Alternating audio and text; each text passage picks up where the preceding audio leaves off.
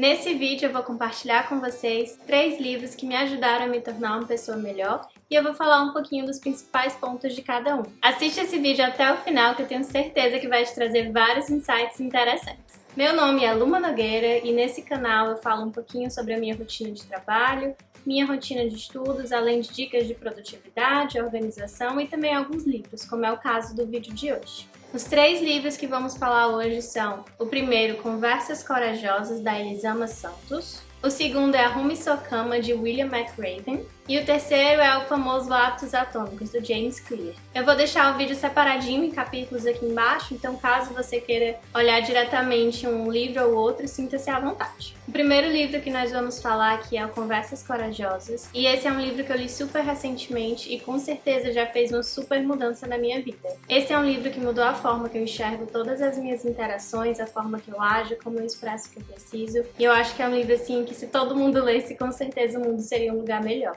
Ele é um livro que nos guia até aquelas conversas difíceis da vida, mas com base nos princípios da comunicação não violenta, então ele é muito legal, é realmente um guia para conversas difíceis. Esse é um livro que fala muito sobre entender e expor os seus sentimentos de uma maneira que faça sentido para outra pessoa, além de também focar muito na escuta, porque às vezes a gente escuta o que o outro está falando, mas pensando já no que a gente vai revidar, ou então pensando no almoço de amanhã. É difícil a gente realmente sentar e escutar uma pessoa, não só as palavras que ela está falando, quanto também o que tem ali por trás, qual é o sentimento, o que isso pode estar carregando. E esse livro traz tudo isso em uma linguagem super bacana, super fácil de leitura. Eu me senti lendo um livro de ficção mesmo, é uma leitura super leve. Eu comecei a ler esse livro porque a Bettina indicou nos stories dela, e ela disse que mudou a vida dela, ela terminou um relacionamento de 8 anos quando ela leu, e eu achei que esse era um livro forte assim, e eu queria ler e conhecer um pouquinho também. E realmente é um livro que te faz mudar a forma que você enxerga as suas relações. Não que você vá terminar um namoro por causa disso, eu acho que inclusive com os princípios que tem nesse livro a gente consegue fortalecer os nossos relacionamentos e fazer funcionar de uma melhor forma. Inclusive em uma conversa com uma amiga minha, eu falei que ler esse livro eu me senti assim sendo abraçada, que você entende muito mais os seus próprios sentimentos, as situações que você já passou e conversas que você teve com outras pessoas. O livro fala até das formas de manipulação que muitas vezes a gente sofre na fala de outras pessoas e que muitas vezes a gente também comete com outras pessoas sem nem perceber. Já virou algo assim tão do dia a dia que a gente nem percebe mais quando a gente pode estar sendo manipulado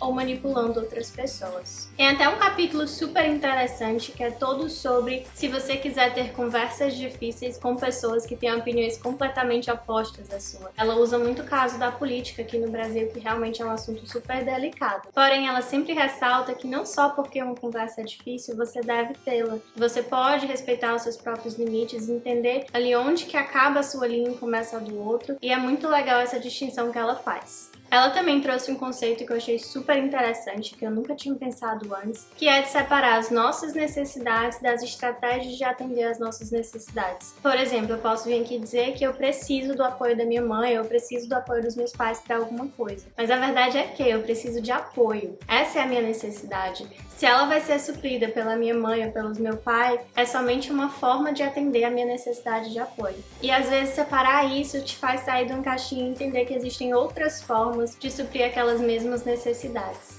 Outra coisa que ela traz é que às vezes quando a gente está ali numa situação complicada, a gente sente muito medo e a gente acaba tendo uma visão errada das coisas. Eu sinto muito isso quando eu tô numa situação difícil, eu sinto, eu não tenho escolhas, eu só posso fazer isso ou fazer aquilo outro, e a gente fica ali com uma visão fechada da vida. E ela traz uma história muito legal que ilustra isso, de um casal casado já há muitos anos, que eles têm um relacionamento feliz, só que o relacionamento deles é muito baseado na fé de religião que eles tinham, e que eles compartilhavam isso juntos, e que era algo muito bom entre eles. Só que a mulher foi mudando de opinião, e a religião acabou não sendo mais uma parte tão grande dela. E ela sentiu muita dificuldade de admitir isso pro marido, porque ela tinha certeza, ou eu guardo isso, uma parte de mim que eu não vou poder falar pro meu esposo, ou eu conto pra ele e eu vou ter que me divorciar. Então a gente fica com essa visão de túnel, a gente não consegue enxergar que existe um mar de possibilidades que a gente nunca vai saber o que o outro acha. E nesse caso, quando ela conversou, os dois encontraram uma forma de viver juntos e que o relacionamento deles não era somente baseado na religião, que ela poderia deveria ser verdadeira com ela mesma e ao mesmo tempo manter o casamento. Esse é o tipo de saída que a gente não enxerga quando a gente tá ali na visão do medo. Enfim, esse livro é um livro super legal, que me fez enxergar muita coisa, inclusive me fez enxergar momentos que eu acreditava estar sendo vulnerável. Eu nem estava sendo tão vulnerável assim, não estava realmente abrindo ali as cartas.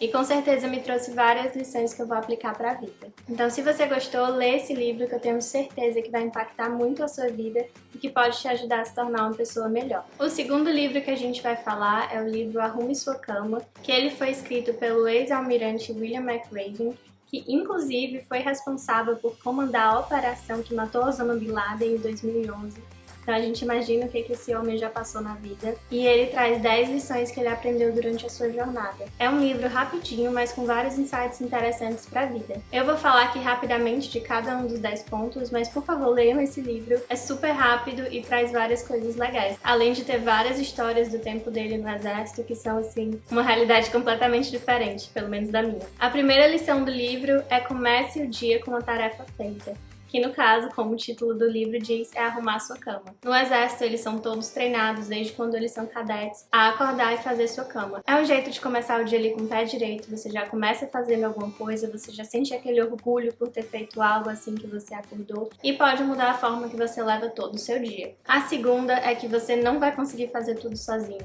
Apesar de você poder ser uma pessoa independente, que faz as suas coisas, em algum momento das nossas vidas a gente sempre vai precisar das pessoas ao nosso lado, a gente vai precisar de apoio, a gente vai precisar de amparo. Ele aprendeu muito essa lição quando ele sofreu um acidente de paraquedas e realmente precisou da ajuda de outras pessoas, mas é a gente entender e ter a humildade de que em algum momento a gente vai precisar de outras pessoas e que isso é muito importante. A terceira é que tudo que importa é o tamanho do coração. Nesse capítulo ele fala que a gente não deve julgar as outras pessoas por nada além do tamanho de seus corações. E muitas vezes a gente faz pré-julgamentos com as pessoas, a gente acha que elas são de uma forma ou de outra e que muitas vezes não corresponde à realidade. E ele fala disso pros dois lados. Tanto não espere algo ruim de uma pessoa que você conhece, quanto também não dê a confiança para uma pessoa que você ainda não viu como que ela age, como que são as ações dela. A quarta é, a vida não é justa, siga em frente. Com esse capítulo ele fala muito sobre como a vida realmente não é justa. Se a gente olhar para qualquer situação da vida, a gente consegue entender que isso não é uma realidade e que ficar esperando justiça, ficar esperando que algo aconteça, não é a melhor forma de se viver, você só vai se frustrar. A gente precisa entender que a vida não é justa e agir mesmo assim. Não adianta ficar se lamentando, falar que não é dessa forma. Infelizmente, mesmo se for uma situação de justiça, é o que temos. Então a gente tem que aprender a trabalhar com isso e fazer o nosso melhor. A quinta é que o fracasso pode te tornar mais forte. Na vida a gente com certeza vai errar, com certeza a gente vai falhar em algum momento. Então a gente precisa fazer com que esses momentos valham a pena de alguma forma, que eles tenham algo de positivo e crescer com isso. A sexta é você precisa ousar mais. Esse é o famoso quem não arrisca não petisca, e se tá com medo, vai com medo mesmo. Ele fala que a gente precisa ousar, a gente precisa tomar decisões e que tem momento que é isso que a vida espera de nós. A sétima é Enfrente os Tiranos. Esse capítulo é super interessante e ele fala sobre uma operação, aliás, um teste que eles fazem no exército, que eles precisam nadar no mar de noite que pode ter tubarão e que você precisa se manter calmo, sereno, e se aparecer um tubarão e ele chegar muito perto, você precisa dar um soco no nariz dele. E o que ele traz pra vida é que a gente precisa enfrentar os tiranos, claro que não com violência, mas que a gente precisa ficar ali de cabeça erguida, ficar calmo e enfrentar essas situações. A oitava é mostre-se à altura da ocasião. Muitas vezes na vida a gente tá muito cansado, a gente tem muita coisa pra fazer e a gente começa a deixar algumas coisas de lado, mas a gente precisa dar sempre o nosso melhor, apesar das situações. Ele fala que a gente sempre tem a capacidade de dar o nosso melhor, então é o que nós devemos fazer. A nona lição é dê esperança às pessoas. Todas as pessoas enfrentam momentos difíceis uma hora ou outra e sempre que for possível é legal que a gente dê esperanças às outras pessoas, mostre uma nova perspectiva e traga alguma alegria para a vida delas. E a décima é nunca jamais desista. A sua vida é o que você faz dela, então tome responsabilidade, não fique culpando os outros e viva a melhor vida que você puder viver. Não tem como fracassar se você nunca desistir. O terceiro e último livro que nós vamos falar no vídeo de hoje é o livro Hábitos Atômicos. Esse livro é um clássico do desenvolvimento pessoal e se você gosta do gênero, provavelmente você já leu ele em algum momento ou outro. Mas eu não podia deixar de trazer, porque ele nos ensina várias estratégias para ajudar a criar novos hábitos. E se nós queremos nos tornar pessoas melhores, com certeza nós temos aí novos hábitos para criar. Eu gosto muito de pensar que nós seres humanos somos criaturas de hábito, mesmo que a gente não tenha a mesma rotina todo dia. São os nossos hábitos que guiam a gente, as nossas ações, a maior parte do tempo, já que a gente vive em piloto automático. Então eu gosto muito da frase que diz: nós formamos os nossos hábitos formam a gente. Por isso, nós sempre precisamos ficar ali atentos a que hábitos nós estamos criando e cultivando em nossas vidas. E eu vou compartilhar aqui agora com vocês alguns dos insights do livro. Uma das ideias centrais do livro é que sistemas são mais importantes do que metas. Enquanto as metas se referem ao resultado, os sistemas são o que garantem e levam a gente até lá. As metas ditam a direção, que é muito importante, mas são sistemas que nos levam em todo o caminho. Por exemplo, perder 5 quilos é uma meta, ir para a academia toda segunda, quarta e sexta às 18 da noite, logo depois do trabalho, é um sistema, é um processo. O livro diz que existem 3 camadas da mudança de comportamento. A mais externa são os resultados, que é o que vemos, é como nossa vida está. A do meio são os processos, que são nossos hábitos, o que nós fazemos, como que a gente vive a nossa vida.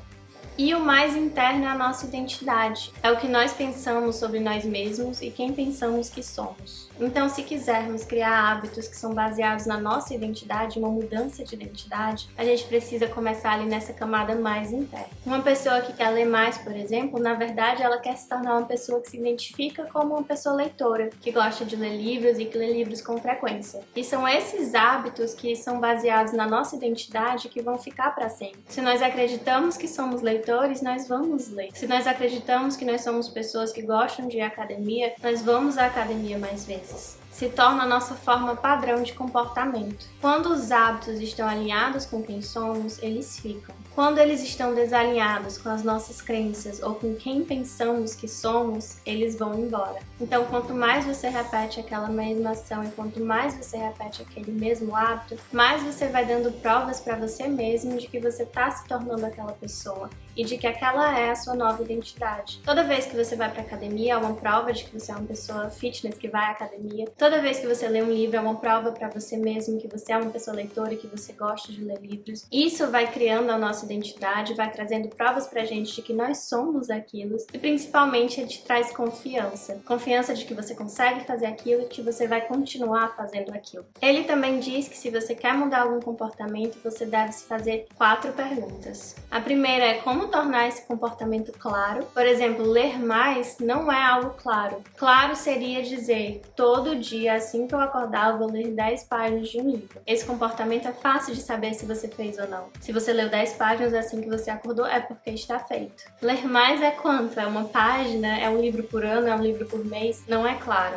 A segunda é como posso tornar esse comportamento atraente? Que é basicamente dizendo como que você pode integrar isso no seu dia a dia de uma forma prazerosa. Qual é a forma mais prazerosa de fazer isso? É trabalhar com você, não contra você. O que é que você pode fazer por você para você querer fazer esse hábito? A terceira é como eu posso tornar esse comportamento fácil. E a quarta é como eu posso tornar esse comportamento satisfatório. Além disso, ele traz várias outras técnicas super práticas que você pode usar quando você estiver tentando implementar esses hábitos. Eu vou falar de 2 aqui super rapidinho, mas leia um livro que é muito interessante. A primeira é empilhamento de hábitos, que é basicamente quando você quer colocar um novo hábito na sua vida, junte ele com um hábito já existente. Por exemplo, se você quer lembrar de tomar suas vitaminas e você almoça todo dia, o que geralmente as pessoas fazem, pense assim, toda vez que eu almoçar eu vou tomar minhas vitaminas. Assim já vira um gatilho mental e você consegue fazer esse hábito com mais facilidade. E o segundo é sobre mudar o seu ambiente para ele facilitar a sua vida na hora de fazer o hábito. Por exemplo, se você quer aprender a tocar violão, deixar o violão guardado dentro de um armário, lá no fundo da sua sala, provavelmente não é a forma mais inteligente de fazer isso. Deixe seu violão ali de fácil acesso, em frente à sua cama, algum lugar que você esteja sempre vendo. Assim facilita na hora de você pegar o violão e tocar. Enfim, tem muitas outras dicas, esse livro é um clássico por um motivo. Então se você ainda não leu, leia que eu tenho certeza que você vai gostar muito. Se você gostou desse vídeo, curte aqui embaixo que me ajuda muito e já se inscreve no canal para não perder os próximos vídeos. Obrigada por assistir até aqui e até a próxima. Tchau, tchau!